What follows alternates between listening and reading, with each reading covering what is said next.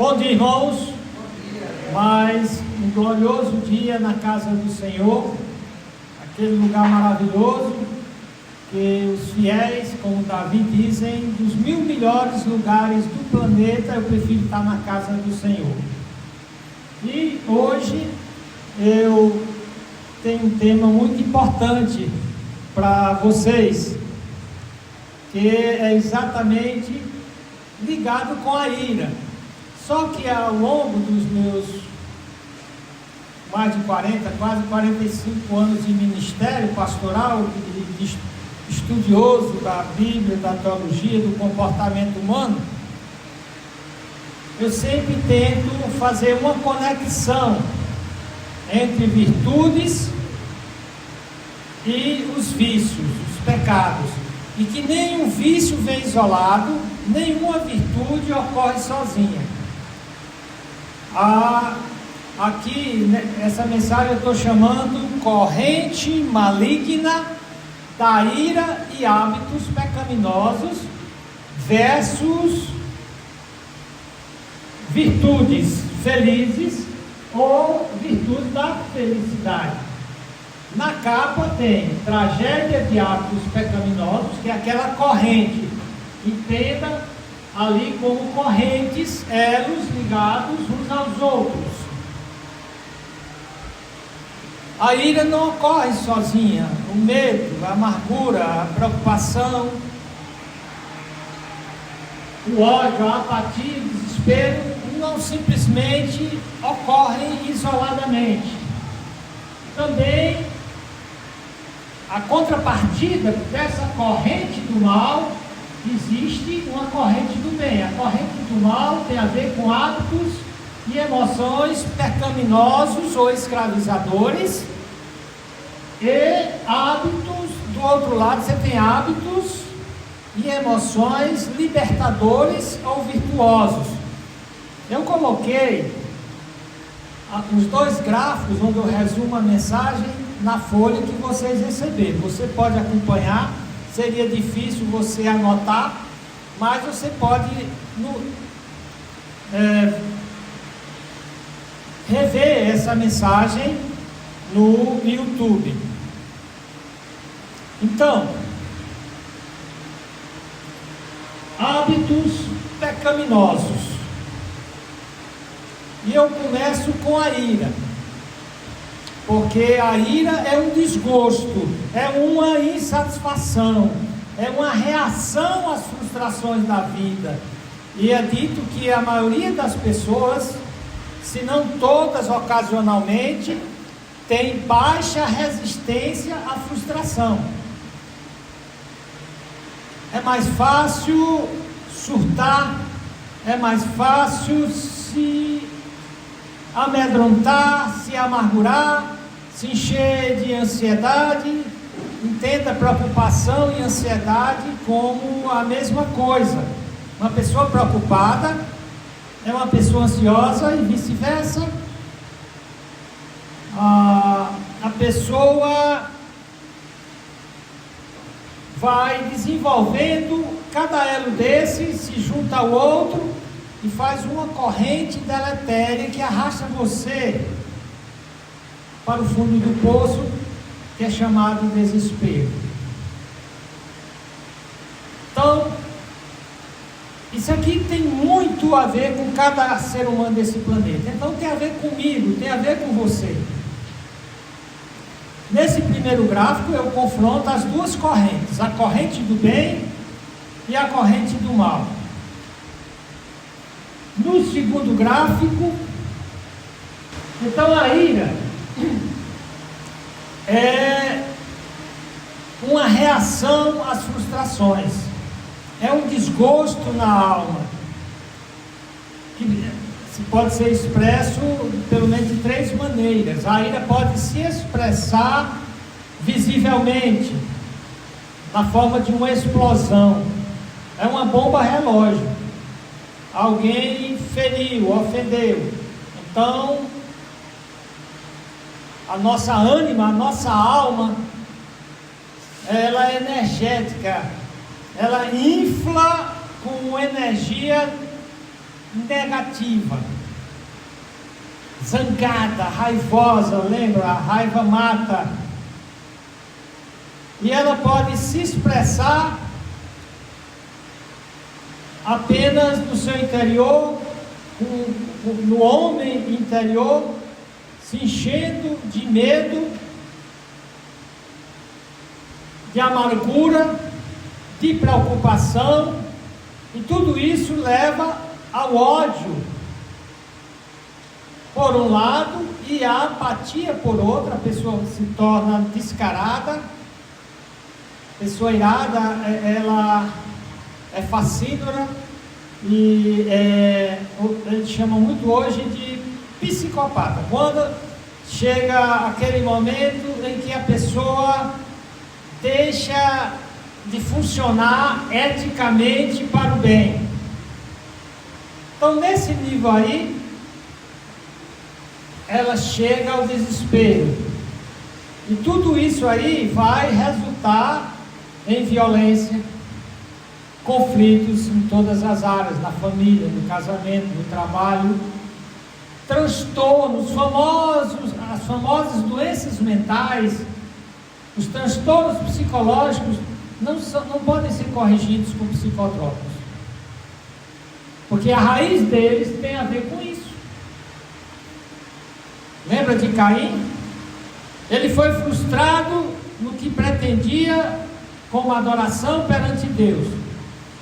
Deus rejeitou a adoração dele, e então ele fica cheio de ira. Então todo esse processo deletério, esse processo, essa corrente de emoções e hábitos pecaminosos se desencadeia e termina como? No caso dele, terminou em assassinato. Mas dependendo da pessoa, a pessoa começa a se tornar alguém violento, alguém conflituoso, alguém cheio de transtornos, de doenças físicas, que podem levar ao crime, que podem levar ao assassinato e finalmente ao suicídio. Nós vimos aquela corrente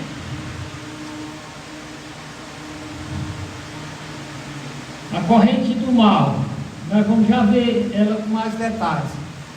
Então, todo aquele ciclo, em cima nós temos um círculo pecaminoso, defeituoso, e aqui nós temos um círculo virtuoso. Eu vou colocar lado a lado cada uma dessas virtudes. Pronto, aqui. Lá você tem o círculo pecaminoso, aqui você tem o círculo virtuoso. Lá tudo começa com a ira, desse lado começa com a mansidão. A mansidão é o contexto certo para a fé, para o perdão, para a entrega dos direitos. O que é que deixa alguém irado? Ah, tiraram o meu direito de falar, meu direito de ir e vir, meu direito de me expressar. Você lembra, nesse lado de cá você tem mansidão, a mansidão é a contrapartida para a ira, a fé é a contrapartida para o medo, o perdão para a amargura, a entrega é a solução para a preocupação, o amor é a solução para o ódio, a paz é diferente da apatia. A apatia, ouviu falar no mosca morta? E aí, como é que está a vida? Antigamente se dizia, nem bem nem mal, como a carne da pá, nem bem nem mal. Ou seja, a pessoa está aí, com gosto de pedra na boca, desiludida, desalentada, desalmada, no sentido de a alma é ânima, ela está desanimada, mas ao mesmo tempo ela se mantém fleumática, indiferente, que se dane. que é diferente de paz. Alguém pode imaginar que a pessoa apática, que não se revolta, que fica quietinha, ela está em paz. Não. A Irene é diferente da apatia e o desespero. A contrapartida é a esperança. Se daquele lado a ira e todo aquele círculo pecaminoso leva à violência, o círculo virtuoso acalma. Se do outro lado conflito, desse lado harmonia, do outro lado transtorno, desse lado controle. O que é um transtorno? É quando a coisa sai fora de controle. Eu não consigo controlar minhas emoções, meus pensamentos. Eu sofro de um troço chamado borderline. Eu sempre estou no limite, ou da alegria ou da tristeza. Eu perdi o controle da minha vida. Transtorno. Desse lado é o controle do Espírito Santo. Não há transtorno. Doença, desse lado saúde. Do outro lado crime, desse lado legalidade. A lei do Senhor é perfeita e restaura a alma. Ali assassinato, desse lado empatia, daquele lado suicídio, desse lado vida. Qual é o nosso alvo? Desenvolver em nossa vida esse círculo virtuoso. E você pergunta, o que é que eu amo com isso? Calma. Primeiramente, serenidade para enfrentar as coisas. Você, a sua alma, seu mundo exterior está em equilíbrio, está em harmonia. Você consegue controlar seus impulsos, suas emoções, suas pulsões ou compulsões. Você gosta de saúde. A lei do Senhor é perfeita, restaura a alma. Você consegue fazer leitura do que acontece com o outro? Você consegue viver realmente?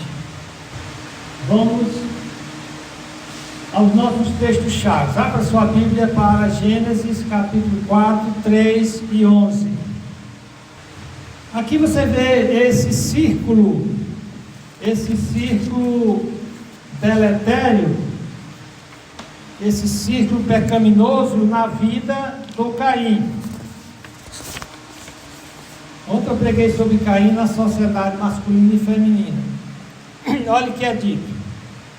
E aconteceu que ao cabo de dias que Caim trouxe do fruto da terra uma oferta ao Senhor. E Abel também trouxe dos primogênitos de suas ovelhas e da sua gordura, e atentou o Senhor para Abel e para a sua oferta, mas para Caim, para a sua oferta, não atentou.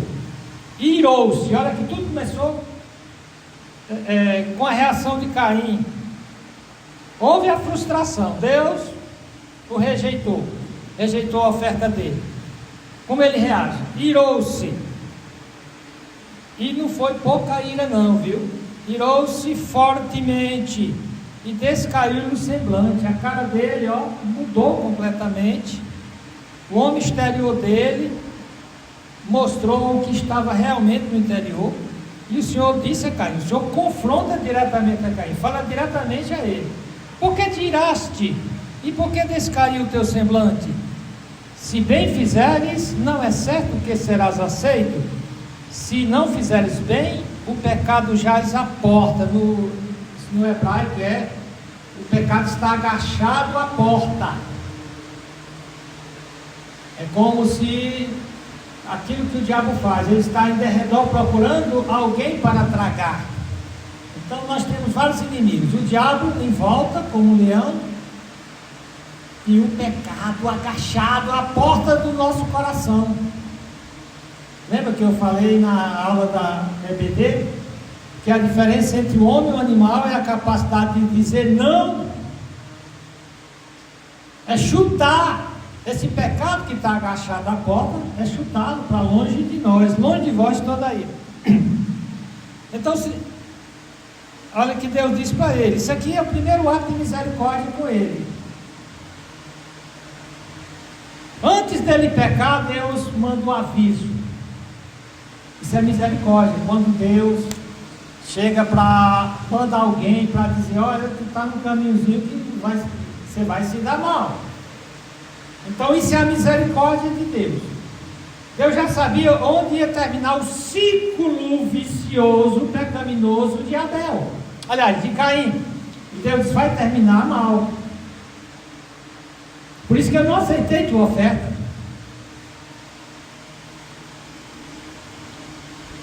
E sobre ti será o seu desejo, mas sobre ele deve dominar. Mostrando que temos como chutar o sentimento ruim, inclinatório para o mal. Cumpres a ti, dei condições humanas ao teu espírito de chutar o mal. E falou Caim com seu irmão Abel, e sucedeu que, estando ele no campo, se levantou Caim contra o seu irmão Abel e o matou. Você viu onde terminou? Aquela corrente maligna, aquela corrente do mal, terminou na morte. E disse o Senhor a Caim, aqui é a segunda misericórdia de Deus. Deus podia ter logo descido fogo e matado ele, mas Deus vai atrás dele ainda e dá uma segunda chance.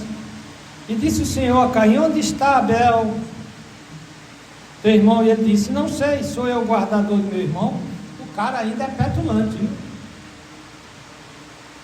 E disse Deus, que fizeste? A voz de teu irmão, do sangue do teu irmão, clama a mim desde a terra. E agora maldito és tu desde a terra, que abriu a boca. Ou seja, a ira leva tudo quanto é ruim. Leva a atos catastróficos, trágicos, como assassinato, leva a uma vida amaldiçoada. E Caim diz, então agora qualquer um que pegar vai me matar. Aí o segundo ato de misericórdia de Deus, Deus coloca uma marca em Caim, um sinal em Caim, para proteger ele de ser assassinado. Mas mesmo assim ele rejeitou o primeiro ato de misericórdia de Deus, rejeitou o segundo, porque dali em diante ele foi para a região de Nod, e saiu da presença de Deus e nunca mais voltou, e criou a civilização pagã. Esse é o nosso primeiro texto, ele é só para marcar biblicamente a existência dessa corrente maligna do mal, e que tem a ver com a reação de ira. Segundo texto, Efésios 4, 31 e 32. Sejam afastados de vós toda amargura, veja bem, afastar, jogar para longe toda amargura, e ira, e clamor, e calúnia, bem como toda malícia. Sejam bondosos para com os outros, compassivos, perdoando-vos uns aos outros, assim como Deus vos perdoou em Cristo. E em Hebreus 12, 15 é o terceiro texto, tendo cuidado de que ninguém se prive da graça de Deus e de que nenhuma raiz de amargura brotando vos perturbe e por ela muitos sejam contaminados.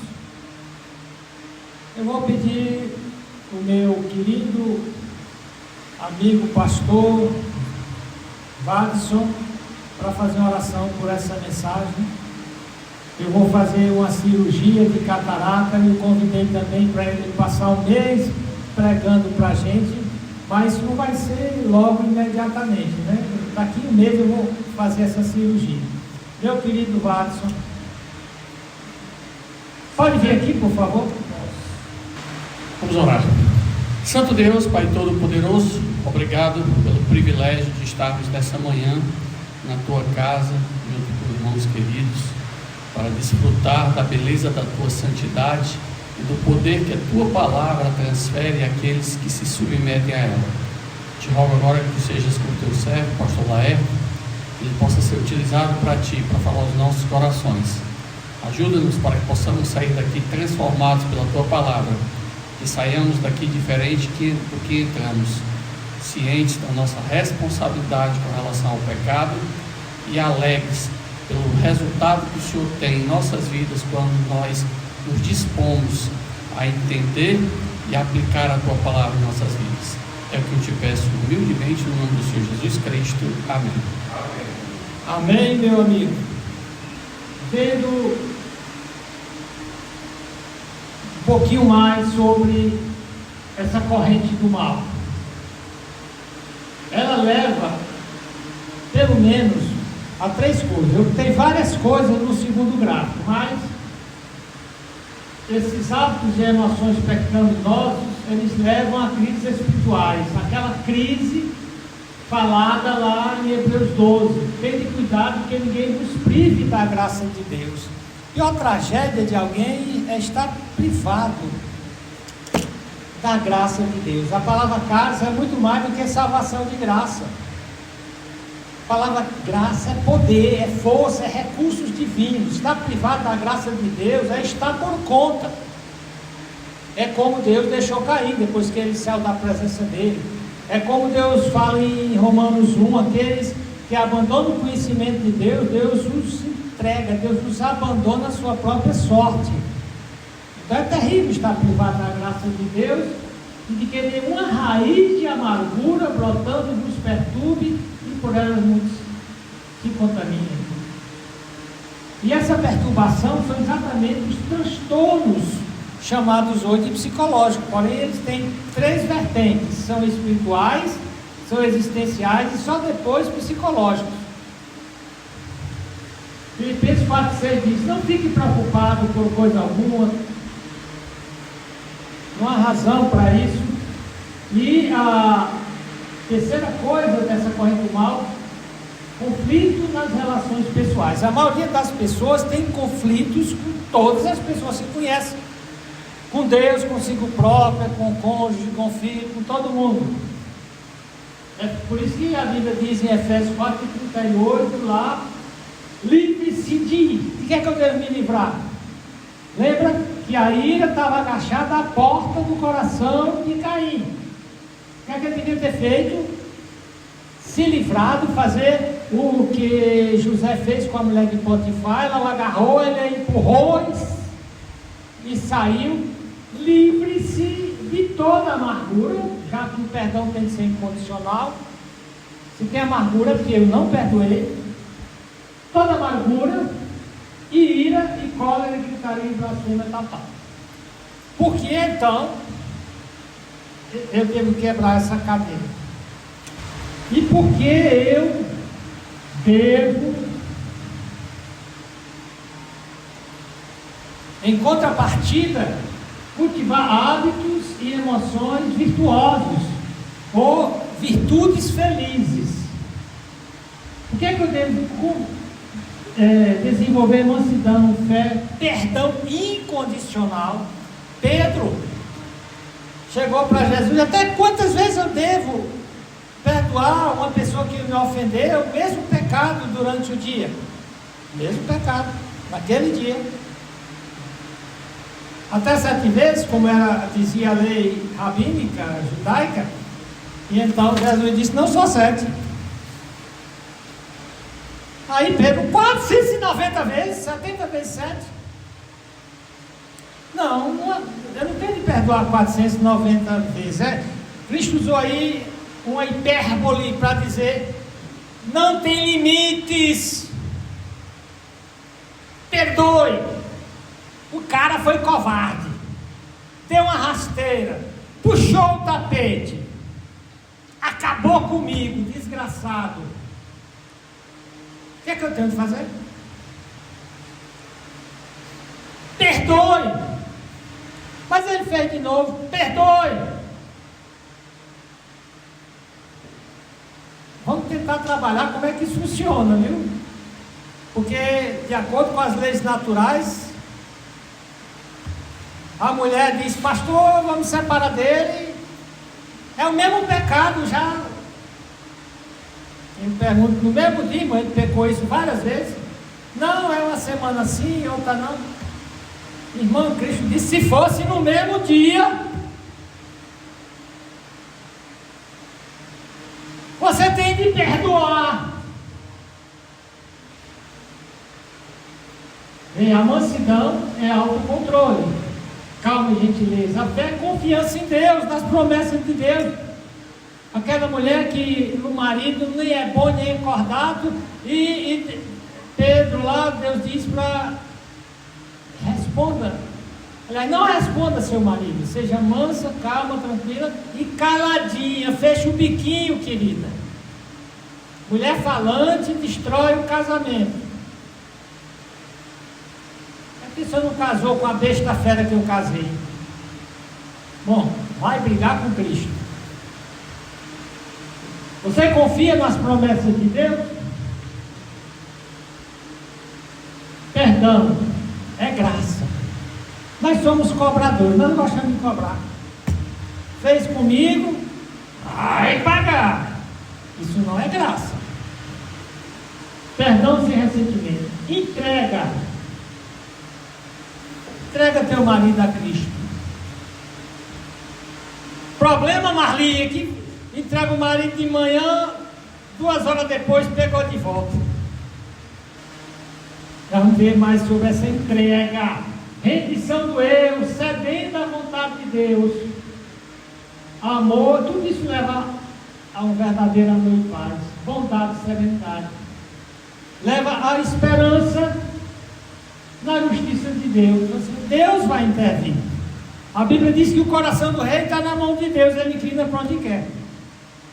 A besta fera do meu marido, eu não tenho controle sobre ele, mas Deus tem, Pompeia. Pastor, o senhor não conhece a minha mulher. Eu lembro do irmão, minha mulher é um cão chupando manga. Pois é, Deus vai tirar essa manga dela.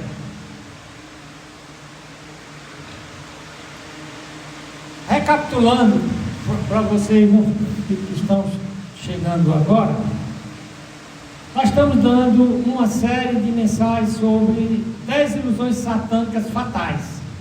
Nós já vimos orgulho, autoestima, mentira, nós estamos na 4ª. Ira. Veremos depois as outras. Será que algum de vocês tem coragem de dizer, eu nunca me irei? Se fosse honesto, vocês já se iraram hoje? Pediram Uber e lá o aplicativo diz, tem 5 minutos aí. 20 minutos depois você está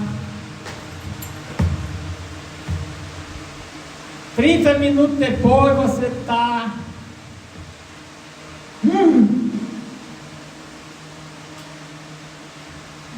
Satanás ilude você. Ele diz, a maneira de reagir aos problemas é inflando o ego, é mostrando raça, eu sou macho, eu sou mulher. Essa foi a mensagem de domingo. A crise na igreja leva à crise no casamento, na família e na sociedade. Você nota um efeito em cadeia. A crise na igreja arrasta o casamento para baixo, que arrasta a família, que arrasta a sociedade toda. Mas você quer ver isso, vai para o YouTube. Lá eu fiz um gráfico onde eu mostro a relação entre empatia, simpatia, bondade, amor e caridade. Tem umas igrejas boazinhas aí que elas são centralizadas na empatia. Ser amoroso, bondoso com quem está errado. Quando a Bíblia manda confrontar quem está errado com o seu pecado. Esse ciclo virtuoso, dentro dele pode caber esse aqui. Começando com a empatia, que leva a simpatia, que leva a compaixão, que leva a bondade, que vai para o amor e termina em caridade, e isso é justiça. Mas o nosso tema é outro, é esse aqui. Mansidão, fé, perdão, entrega, amor, paz e esperança. achei lindo esse quadro aqui. Essa pessoa se entregou completamente nas mãos de Deus. Ela confia completamente nas mãos de Deus e ela pode descansar em paz. Ela tem problemas, mas ela aprendeu a andar em cima dos problemas e não esmagados por ele. Por conta do Espírito Santo, ela desenvolveu autocontrole, confiança em Deus, espírito gracioso. Ela aprendeu a render o eu dela. Não é o que eu quero, quando eu quero, do jeito que eu quero. Eu vou confiar em Deus. Por isso que a Bíblia diz: esposa, você quer ganhar seu marido? Se cala, se aquieta, baixa a bola, guarda as armas, Pompeia. Qual é o propósito da nossa mensagem? Nosso propósito é mostrar que emoções e hábitos pecaminosos não surgem isolados, mas fazem parte de uma corrente escravizadora, onde cada emoção, hábito faz parte de um elo que se liga a outro e dá origem a outros mais. Tem tanto material aqui que uma parte eu vou ler. Que essa corrente do mal de emoções e hábitos pecaminosos pode ser quebrada. Isso aqui é muito importante. Alguns perderam a esperança de que vão deixar de ser pessoas raivosas, conflituosas, pessoas críticas, pessoas que são tão agarradas a seus direitos, a seus bens, que qualquer ameaça as faz entrar em parafuso. Um dos propósitos dessa mensagem é mostrar que essa corrente do mal, de emoções e hábitos pecaminosos, pode ser quebrada e em lugar dela podemos construir ou cultivar uma corrente de virtudes equivalentes. Aquele ciclo virtuoso que eu chamo aqui de virtudes da felicidade. A felicidade não vem de graça, não é? A felicidade não é para qualquer um. É para quem quebra a corrente dos males da infelicidade, dos hábitos infelizes, e passa a cultivar os hábitos felizes. Que essas emoções pecaminosas, como raiva, amargura, ódio, apatia, muitas vezes surgem do medo e mágoa não resolvidos. As Escrituras nos mostram como esses sentimentos se interconectam num sistema simbiótico, retroalimentando uns aos outros. As Escrituras nos mostram como esses sentimentos se interconectam, criando prisões para a alma e abatendo o espírito. E a Bíblia diz: o espírito abatido está morto. Pessoa com o espírito abatido não tem coragem para nada, fica desabilitada. A Bíblia oferece a verdadeira esperança de libertação e vitória por meio de Jesus Cristo. Todos nós temos emoções, tanto boas quanto más ou mal administradas. Quando emoções e disposições da alma não são controladas, elas passam a nos controlar e podem nos prejudicar de modo espiritual, emocional, existencial e afetar negativamente todos os relacionamentos. Por que a ira é tão séria? Infelizmente, no século XXI, passou-se a dizer que um cara bem preparado, capaz de enfrentar a vida, é um cara irado. Um cara irado. É quase como ele está disposto a fazer tudo para conseguir o que ele quer. Tiago diz o contrário. Diz que nós devemos estar prontos para ouvir, tardios para falar. Ou seja, o silêncio não é pedido só para a mulher não, para o homem também. Um dos principais problemas de comunicação é a capacidade de ouvir ativamente. A maioria dos casais não conseguem ouvir um ao outro, porque quando o outro está falando, mesmo que o outro se cale, não está escutando o que o cônjuge está dizendo. Está pensando já como vai retrucar alguma coisa. Então, pronto para ouvir. Diz que a ira do homem não produz a justiça de Deus. Quando é que a ira surge? Quando surgem ameaças, quando nós somos desrespeitados, ou quando nós perdemos o controle da situação, nós ficamos com raiva até sem saber a causa objetiva, mas sermos tipo quando o Chaves estava frustrado, lembra daquele programa humorístico? Ele saía chutando o ar.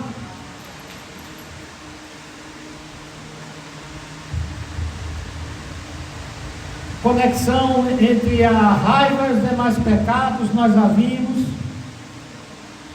Medo. O medo nem sempre se transparece. Uma pessoa pode estar tremendo por dentro de medo, mas como as raízes ficam embaixo, você não percebe. Quando Deus confronta Adão com o seu pecado, ele usa uma palavra aí que é responsável, segundo alguns estudiosos, por todos os problemas da face da terra. Medo. Por medo, a pessoa se esconde, a pessoa se defende, a pessoa ataca, a pessoa rouba, a pessoa mata. Então, medo é um dos piores vilões dessa cadeia. Entrou no mundo com a queda. E o medo costuma ser a sementeira de emoções defensivas, como raiva, ou retirada, ou se esconder através da apatia. Medo de rejeição, medo de julgamento, medo de ser exposto. Tudo isso leva a alguém a ficar preso, a sua alma ficar presa nessa corrente. Relação na Bíblia entre ira e medo. O medo leva à ira. Quando as pessoas se sentem ameaçadas ou inseguras, o medo pode se transformar em raiva, como uma resposta defensiva. O rei Saul temeu a fama, o sucesso de Davi. Nós sabemos o que ele fez e como ele terminou mal. A ira também está enraizada no medo de perda.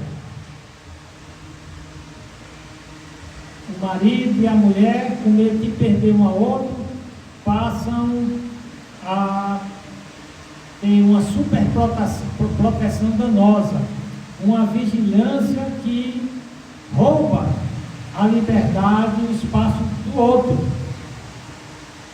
A pessoa passa a se sentir um refém. Aí passa por aquilo de não ter entregue a esposa para Deus. Não ter entregue o marido para Deus. Estão ocorrendo traições demais.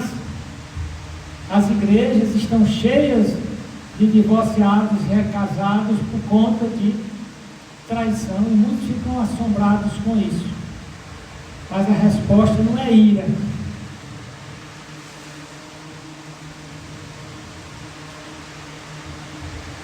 Podemos vencer ira e medo pela fé.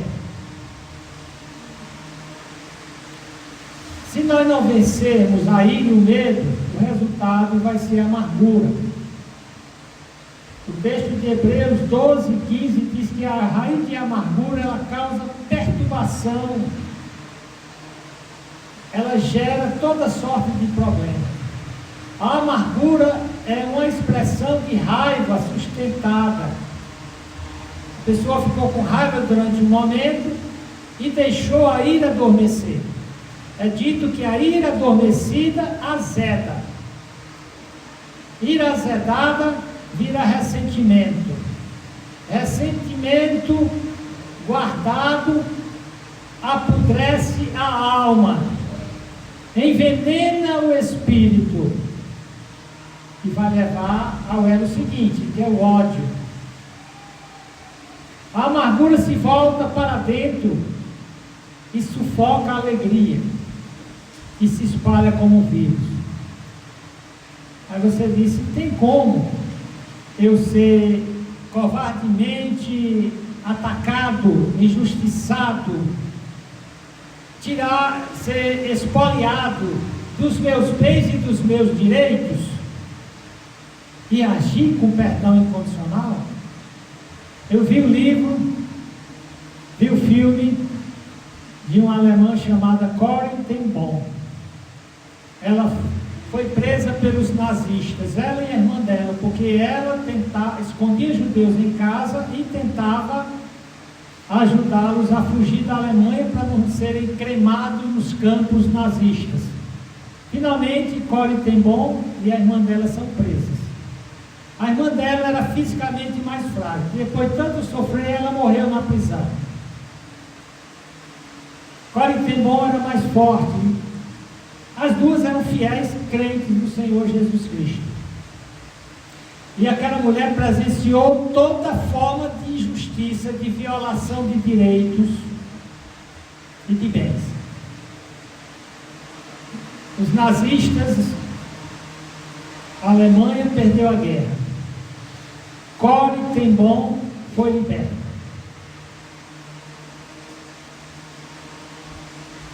O impressionante é que um dos seus captores foi preso e ela teve a oportunidade de se entrevistar com ele. Um dos assassinos da sua irmã, responsáveis por toda a dor e sofrimento dela. E ela perdoou aquele homem incondicionalmente.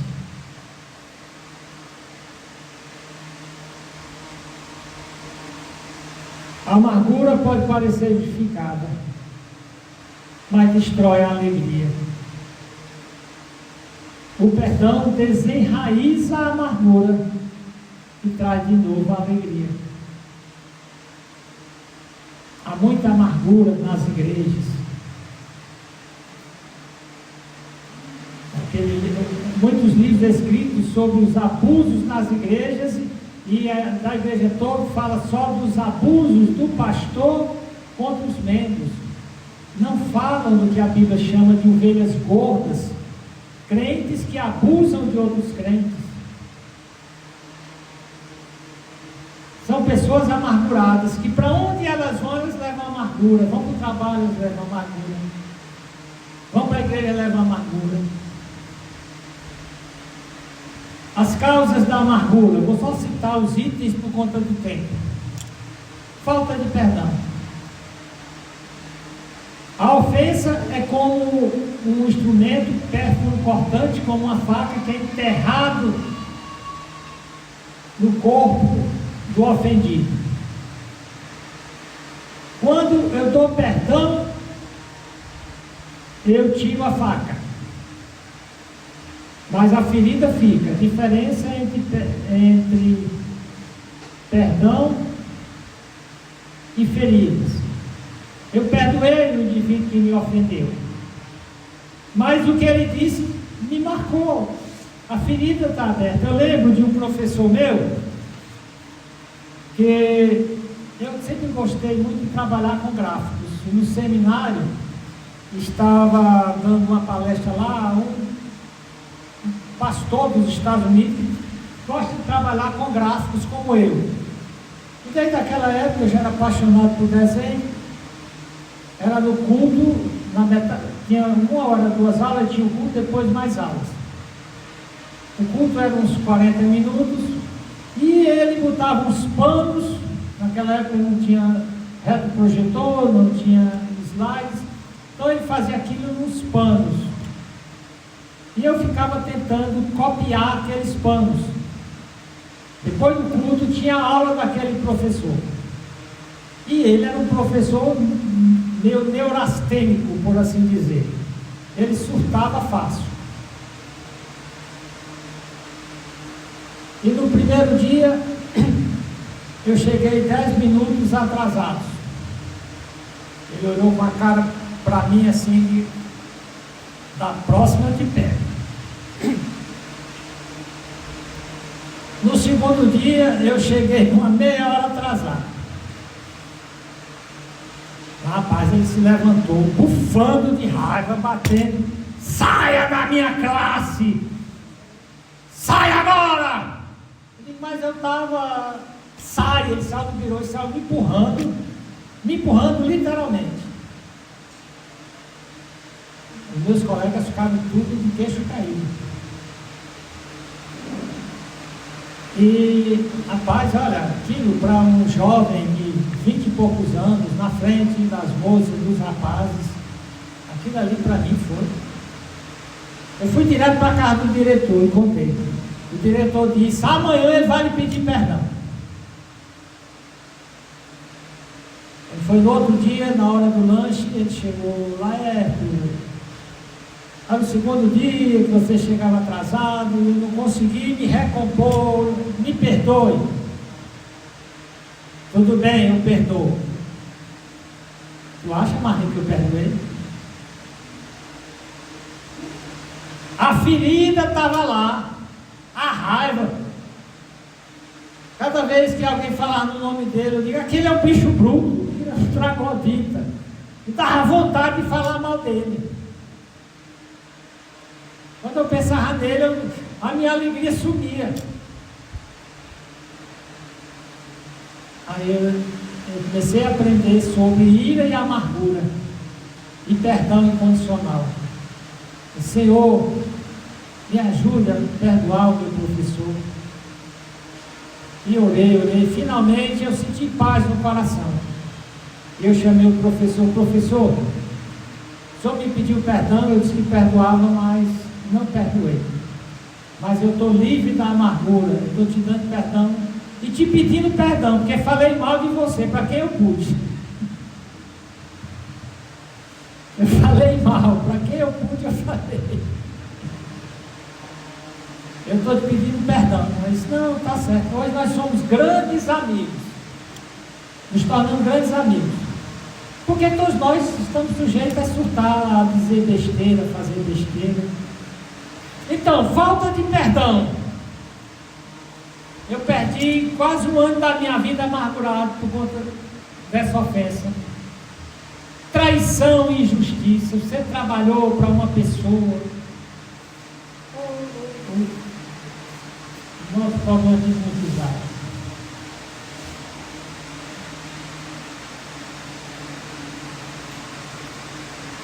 Traição e injustiças.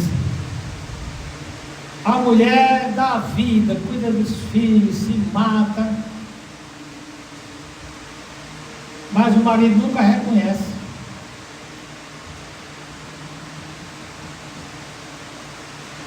O marido nunca diz: muito obrigado por você cuidar muito bem de mim e dos meninos. Não. E para que foi casar? Se não queria ter problemas, não casasse. Ou o marido, coitado, trabalha em 2, 3 empregos, nunca recebe uma palavra de agradecimento da mulher. Meu filho, você é meu herói, você cuida de mim, dos nossos filhos. Sou gamado em você, te amo. Mas não. Você é um desgraçado, não tem tempo para mim, nem para os meninos. Estamos já terminando, aguenta um pouquinho aí. Então a pessoa vai se irando, vai ficando amargurada, vai perdendo a alegria num casamento que podia ser um doce.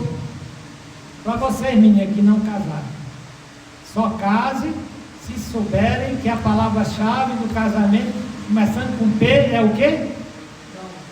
Hã? P. Perdão. E perdoar quantas vezes por dia, Marli? Hã? 70 vezes 7. Isso significa o quê? Não tem limite. Ah, mas meu marido nem é bom nem acordado. O bicho é ruim, fedorento, ronca de noite.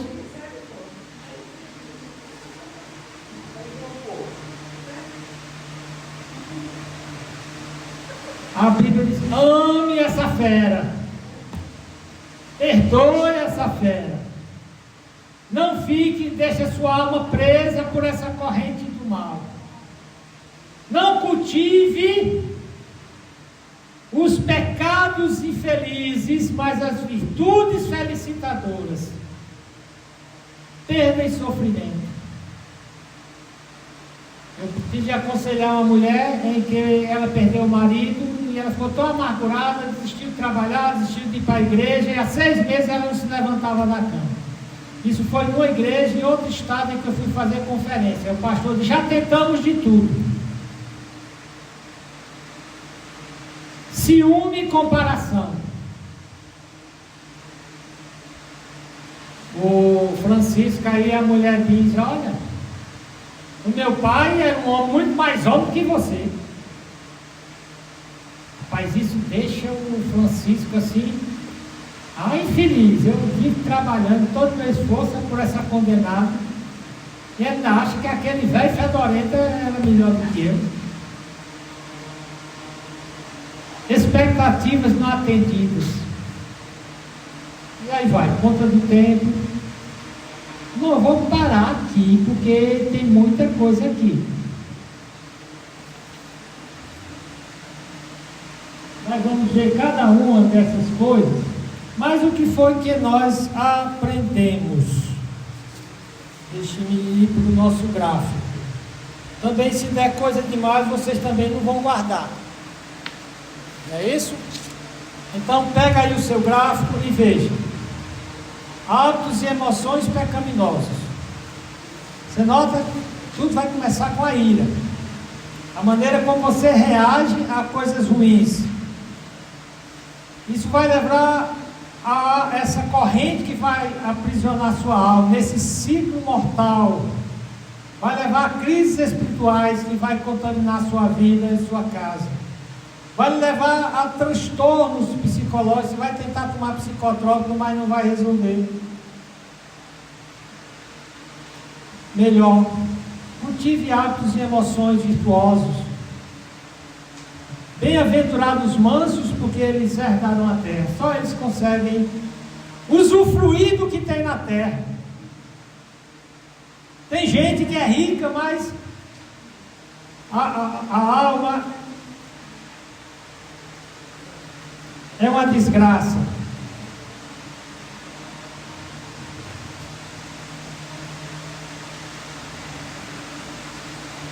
Vamos lá para o gráfico.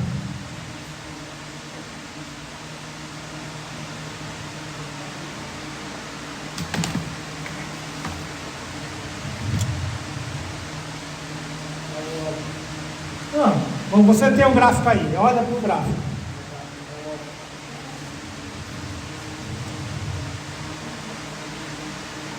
Vale a pena você entregar e confiar em Deus.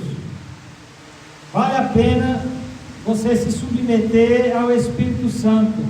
Vale a pena cultivar calma e gentileza. A Bíblia diz que a resposta branda desvia o furor. O nosso desafio é confiar em Deus, confiar nas promessas dele. Deus tem promessa para cada problema e dificuldade da vida. Sermos agentes da graça, dando perdão sem ressentimento. Eu vou trabalhar mais isso na próxima mensagem. Essa rendição do eu. Enquanto você estiver protegendo o seu eu, mimando o seu eu, significa que você não está crucificando o eu, você não está realmente envolvido na vontade de Deus, você não está buscando o reino de Deus, e a sua alma vai ficar presa por essa corrente. Então, cedendo à vontade de Deus. A minha vontade era essa, mas a de Deus é essa, eu vou fazer. Abnegação, negação do eu, calma. Ele diz: por que você anda tão preocupado, aflito de alma, perturbado? Basta cada dia o seu próprio mal. Se concentre no que Deus lhe deu para fazer hoje. Seja bom, seja tranquilo, sereno. Confie na justiça de Deus. Deus vai intervir. Amém? Senhor Deus, nosso Pai, obrigado por esse tempo aqui, em nome de Jesus Cristo. Amém e bom dia.